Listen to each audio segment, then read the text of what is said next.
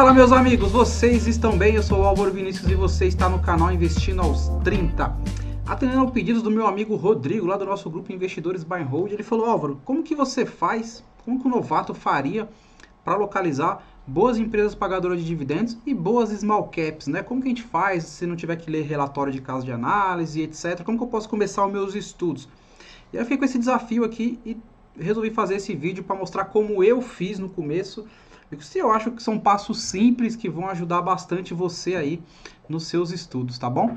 Antes de continuar, sempre pedir para você já deixar aquele like maroto aí e mostrar se existe outra metodologia que você utiliza para localizar boas pagadoras de dividendos e boas small caps ali que estão em crescimento, tá? Deixa aí nos comentários, curta e se você ainda não for inscrito no canal, se inscreve e ativa o sininho para sempre receber notificação quando nós soltarmos novos vídeos aí, tá bom? Você ajuda muito o canal quando você interage comigo, interage aí através do YouTube.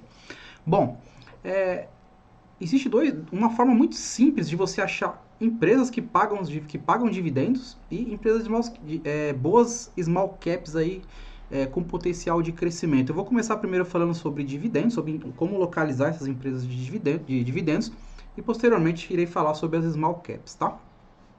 Bom, dividendos. A primeira coisa que a gente tem que pensar em dividendos é ignora o dividend yield, tá? Por quê? As pessoas se baseiam muito naquele número, vai no site Fundamentos lá ou qualquer outro site, vê o dividend yield de 8, 10, 12 e acha que é maravilhoso, vou colocar na minha carteira porque a empresa sempre vai pagar isso. E não. O que você tem que olhar numa empresa vaca leiteira, aquela que paga dividendos, é a recorrência do pagamento de dividendos. Não olhar o dividend yield simplesmente é os pagamentos de dividendos e juros sobre capital próprio dos últimos 12 meses dividido pelo preço da ação. Então, pode acontecer de ter não recorrentes, então quando o dividend yield está muito alto, acima de 10, abre o olho porque possivelmente existe não recorrentes ali. Tá? O preço da cotação pode estar bem defasado, pode ser uma ação que ela está ali, vamos supor, barata, mas pagando um dividendo alto, porque algum problema está ocorrendo. Podemos citar até um exemplo da Cielo mesmo. Então a Cielo aí na casa dos R$7 está com um dividend yield de 10. Por quê? Porque a Cielo já chegou a custar 30, 25 reais por ali. Então há um problema acontecendo. Então você tem que ser muito criterioso para localizar empresas de dividendos. Então o primeiro critério, esqueça o dividend yield, ou pelo menos use ele como o último número ali que você tem que observar, tá? Bom, um novato ele pode localizar empresas de dividendos de uma forma muito simples. Você vai lá no Google, vai digitar índice de dividendos. Vai aparecer essa página aqui, que é índice de dividendos, que é o IDIV, né? Que é o índice de dividendos da própria B3, né? Então, ele tem um ETF, que é o DIVO11, e ele é replicado por esse índice, que é o IDIV, que são empresas pagadoras de dividendos. Então, tem toda uma metodologia, que a gente pode vir aqui no documento e identificar quais são os critérios de inclusão dessas empresas de dividendos. Então, eles colocam aqui, né, está entre os ativos elegíveis que no período de vigência de 3 carteiras anteriores, tal. O somatório desse indicador, aí coloca os critérios, né, dele aqui de dividendos, está dentro dos 33% do total de ativos com os maiores dividend yields, e aí tem um outro documento para você ver os critérios do que eles consideram maiores dividendos, distribuído pelos ativos nos últimos 36 meses. Então, eles não pegam apenas os 12 meses. Então, sim, usar o IDIV é uma boa forma de localizar boas empresas de dividendos. Mas só isso não basta, tá? Então, a gente vai ver a composição da carteira, como que eu fazia quando eu comecei. Quero equilibrar minha carteira entre dividendos, small caps, blue chips, etc. Então, eu sabia que existiam os índices e eu fui atrás da composição de carteira desses índices. Melhor do que sair pescando e pegando dica por aí, né? Então, por exemplo, peguei a Taesa. Eu gosto do setor elétrico. Vamos olhar o setor elétrico. Peguei a Taesa, fui no site Pense Rico, e aí já com os critérios do que eu considerava que eram empresas de dividendos, ou seja, dividendos recorrentes, é uma empresa que tem que ter lucro líquido. Eu fui no site Pense Rico, coloquei lá o código da empresa e fui direto nesse indicador aqui, que é lucro líquido e dividendos. Coloquei de forma anual e cliquei aqui para ver a barrinha azul lucro líquido, a barrinha rosa dividendos. Então a gente vê que ela tem lucro, tá? E ela paga dividendos bastante interessantes ali, considerando ali o payout, né, que é o que ela tira do lucro líquido, a porcentagem disso é o payout para pagar dividendos.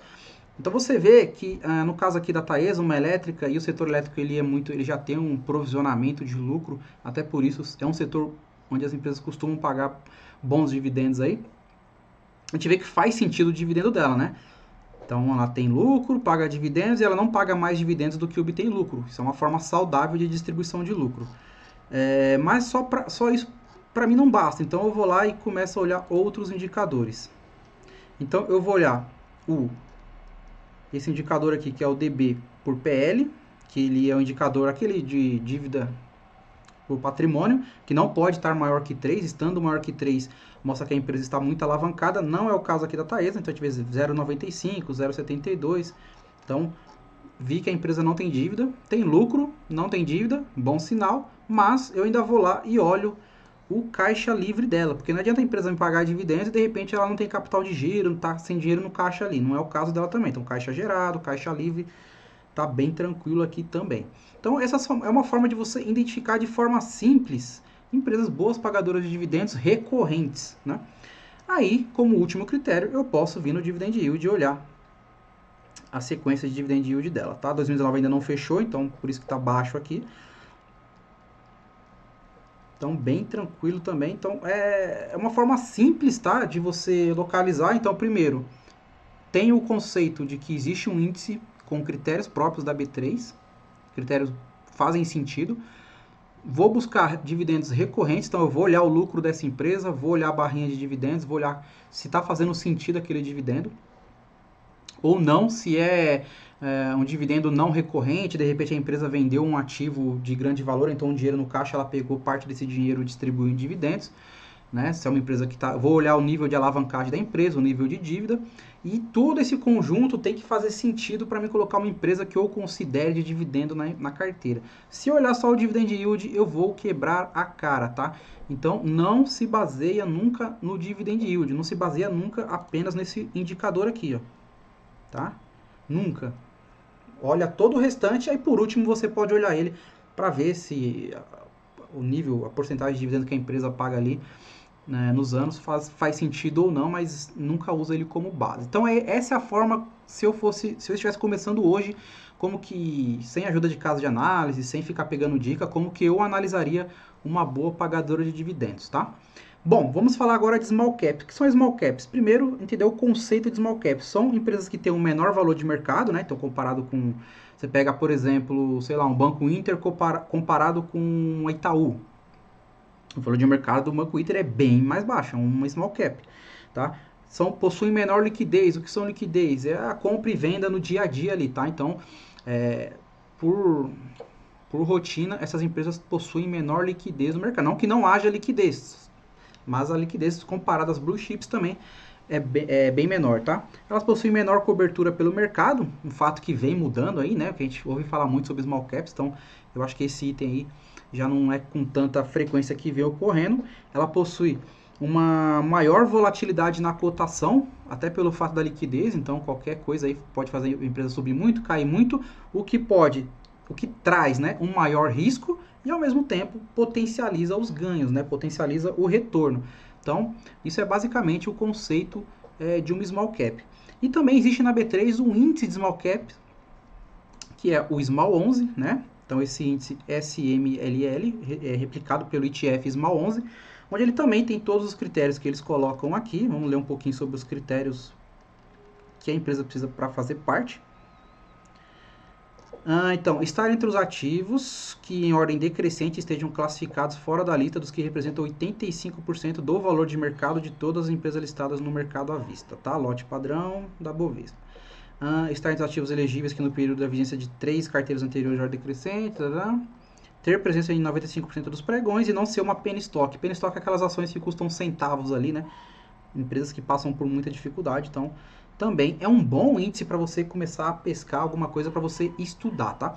Eu estou usando essas empresas aqui, Taesa, e agora eu vou usar a Locamerica como exemplo, mas são exemplos, não quer dizer que eu acho que a Taesa é a melhor de dividendos ou que a Locamerica é a melhor small cap, são apenas exemplos educativos para a gente poder ter uma base e estudar aqui, tá? Então, não é o que eu acho, é simplesmente um vídeo educativo. Então, a gente vê várias empresas aqui, né? Ó, Centauro, Banco Pan. Então, são várias small caps de diversos setores. A gente consegue ver a participação que a empresa tem dentro do índice, né? A participação, a quantidade teórica que ela tem, se é uma ação ordinária ou uma ação preferencial. tá? E o nome da empresa. Já vimos o critério. O que eu enxergo uma small cap com potencial de crescimento? Então, vou lá no site Pense Rico. E a primeira coisa que eu vou olhar é o resultado operacional dessa empresa. Por que eu quero olhar o resultado operacional dessa empresa? Porque se ela é uma small cap e ela está em fase de crescimento, o lucro líquido ele é importante, mas talvez a empresa não esteja gerando tanto lucro líquido, uma vez que ela está pegando parte do dinheiro e fazendo ali investimentos, fazendo aquisições. Podemos citar um exemplo do Fleury, por exemplo, que está comprando tudo por aí. Então, small caps elas têm esse potencial de aumentar o market share dela. Já vou falar um pouco mais do que é market share. E então eu acabo olhando o lucro líquido, mas não é o fator primordial. Eu prefiro olhar o resultado operacional primeiro, tá? Então, coloca aqui anualmente o resultado operacional, a gente vê, né, a crescente do resultado operacional aqui da Locamerica. Então, de fato, é uma empresa que saiu ali em 2011, no resultado operacional de 114 milhões, agora para 590 milhões de resultado operacional. Então, isso demonstra, sim, que é uma small cap em fase de crescimento, tá? Podemos fazer o mesmo com o lucro líquido, mas igual eu falei, o lucro líquido talvez não seja o melhor indicativo, e aqui demonstra isso, né? Você viu como o resultado operacional estava crescente, mas em 2018 o lucro líquido foi maior que em 2019. Eu não sei se é porque ainda não fechou o balanço, pode ser também, tá? Então, talvez seja até maior, eu esteja me equivocando aqui. A receita também é um dado interessante para a gente poder ver se ela vem crescente, tá? Mesma coisa. E o patrimônio. Então, se a empresa vem fazendo aquisições, fazendo investimentos, é natural que o patrimônio líquido dela comece a crescer. E a gente vê isso bem claro aqui, né, na Locamerica. Então, um excelente exemplo de uma empresa que tem aí um crescimento, faz parte do índice Small 11, uma empresa que está em crescimento. Podemos olhar também a geração de caixa livre aqui, caixa gerado. Tá? Então, muito interessante também. O caixa gerado pela empresa menos as despesas e gastos recorrentes da introdução, comercialização ou prestação de serviço da empresa. Então, o FSO também é um indicador bastante interessante para se observar. Podemos olhar também o retorno sobre o patrimônio líquido, né, que é o ROI. Então, a gente vem aqui, a gente pode olhar se o ROI ele vem crescendo também. Natural, de vez em quando o ROI dá uma diminuída. Aqui veio, aí caiu bem, né, deu uma bela caída em 2018 e cresceu de novo em 2019. Então, o ROI também pode ser um indicador aí do que a empresa vem trazendo de retorno sobre o seu patrimônio líquido, tá? Small caps, elas têm a possibilidade, elas têm o potencial de crescer, né? E é por isso que elas são tão atraentes, é por isso que elas também têm um maior risco e a possibilidade de um maior retorno. Eu particularmente gosto de small caps. Então, por exemplo, se eu fosse hoje vou citar um exemplo, né, de empresas do setor de rent-a-car, né, de aluguel de veículos. Então, nós temos a Localiza ali no topo, depois nós temos a Unidas e temos a Movida chegando ali, comendo pelas beiradas. Quem tem a possibilidade de crescer mais o market share? É a Movida, que ela está por último ali, né? Comparado a são os 3 maiores players, né? Então ela está chegando ali. Então aqui, por exemplo, no site da Unidas, ela coloca um pouquinho sobre a estratégia de mercado dela. Então ela fala que o mercado de locação de carros encontra-se fragmentado. Neste mercado, a Unidas está entre as empresas líderes com 14,2% de participação. Então, o que é interessante a gente pegar? A gente pega a participação que a Localiza tem, que a Movida tem, e vê onde a Unidas está inserida ali, qual a possibilidade de ganho dela. É basicamente o que a Cielo vem sofrendo um pouco, né? Ela ainda tem o maior market share, mas as outras empresas de maquininhas, as adquirentes, vem comendo pelas beiradas, vem baixando margem para fazer o quê? Para tirar mercado da Cielo, né? Então, o market share dentro de uma small cap ele é muito importante. Então, você pega um Banco Inter, por exemplo, ou um Banco Pan, que eles querem fazer o quê? Eles querem pegar clientes dos bancões, né? Eles querem aumentar a participação deles no mercado de crédito, querem aumentar a possibilidade de crédito, querem aumentar o número de correntistas, né, que eles têm cadastrado lá. É isso que é um market share, e esse é um indicador importante. Então, assim, é muito simplório isso que eu fiz aqui, de mostrar o Small 11, de mostrar o lucro líquido recorrente, de mostrar o resultado operacional crescente. É muito simplório, tá? O ideal de small cap é você fazer uma análise muito mais profunda, olhar de fato o mercado que a empresa está inserido, quem são os concorrentes, como essa empresa está posicionada, se tem possibilidade de ela aumentar o market share dela, o que ela está fazendo para aumentar esse market share dela, se ela está alavancada, então você tem que olhar muito o nível da dívida que uma small cap tem, é natural que ela ela faça até um pouco mais de dívida que seus pares, uma vez que ela vai ter que fazer aquisições, talvez comprar concorrentes, é o que a Sinqia vem fazendo. A Sinqia também é uma small cap e ela vem fazendo isso, né? Vem comprando muitos concorrentes ali de previdência, de seguros, de sistemas financeiros, para poder fazer o quê? Quando ela compra o concorrente, automaticamente a carteira vem junto, então ela está aumentando o market share dela. Então, small caps tem que tomar muito mais cuidado, tem maior potencial de retorno, por outro lado também tem maior risco, porque é um ativo que costuma ter maior volatilidade. Então, toma cuidado na hora de encher a carteira de small cap, porque tem muita gente que acha que tem o perfil arrojado e tá pegando só bull market, tá? Então, muito cuidado em encher a sua carteira com empresas small caps, micro caps, que são até mais abaixo do que small caps, porque às vezes a ganância pode fazer a gente cometer muitos erros, inclusive o mesmo recado vale para empresas de dividendos. Toma muito cuidado em visar apenas dividendos. Tem todo um conjunto de análise fundamentalista que você tem que fazer para poder comprar essas carteiras. Agora, mesmo que você decida encher sua carteira de small caps, você tem que ter mais empresas sólidas, você tem que ter blue chips ali, você tem que ter empresas que dominam o mercado, e você vai colocando uma porcentagem pequena de small caps na sua carteira, até para você ir acostumando com a volatilidade. Então, assim, entra pequeno. Uma coisa que eu posso te orientar e que eu fiz no começo, e que agora, né, depois de um tempo, você vai aumentando cada vez mais a participação, a sua aversão a risco, a sua gestão de risco, ela vai aumentando, você vai abrindo seu leque, mas no começo, vá pequeno, tá? Então, toma cuidado com a ganância, continua sempre os seus estudos, não siga dicas. Ah, eu achei uma small cap quentíssima aqui. Toma muito cuidado, porque pode custar muito caro quando você é muito ganancioso no mercado, tá bom? Então nesse vídeo é isso, eu quis passar um pouquinho para vocês de como eu mostro, como eu localizo empresas de dividendos e empresas de small cap com potencial. Eu acho que para quem está começando, nada melhor do que, se você não quiser assinar uma casa de análise, que você utilize os próprios índices, né, dessas empresas, tanto o índice de dividendos como o índice de small caps. Ou você também pode utilizar o IBOV, né? Pegar as empresas que estão no IBOV, eles são empresas, são empresas com maior valor de mercado, que fazem parte do IBOVESPA. E você faz uma mistura entre essas três, dá para montar uma carteira muito bacana. Foi assim que no começo eu iniciei, tá? Não sei se é o melhor método, se o melhor método é assinar uma casa de análise, fica ao seu critério, afinal de contas é o seu dinheiro, não é o meu.